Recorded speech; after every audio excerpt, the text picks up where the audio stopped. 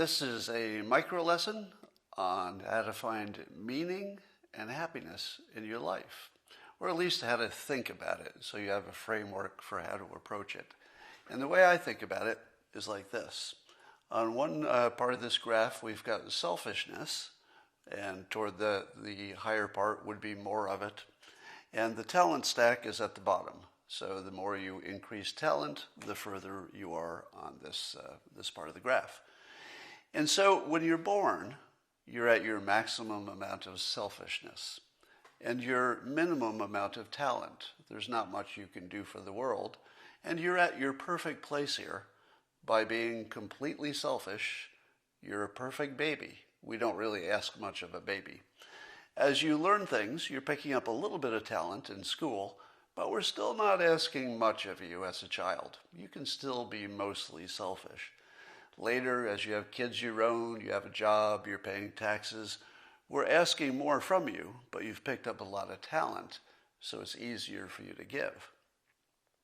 If you've done things right, by the time you're retirement age, or let's say 60 plus, just to pick a random number, you've accumulated enough for yourself that selfishness isn't as important to you because you've met all of your needs and you've turned externally.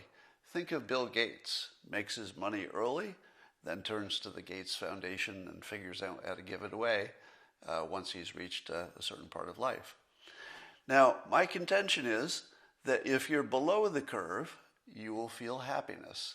In other words, if you feel yourself picking up talents to the point where you can be less selfish earlier, sooner the better, and you feel that you've met your own needs and you're also helping other people.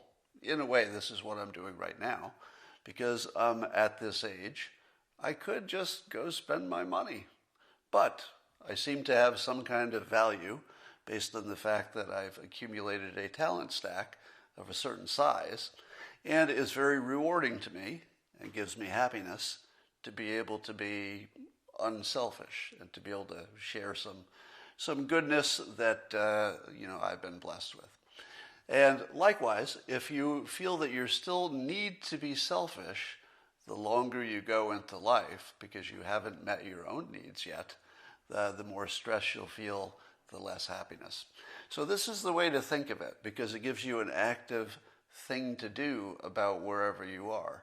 If you don't feel that you're happy, it's probably because you don't have much power, meaning you haven't even the power to take care of yourself yet. So accumulate talents that will allow you to be less selfish. It will allow you to take care of yourself sooner, because we want you to be selfish until you're done taking care of yourself.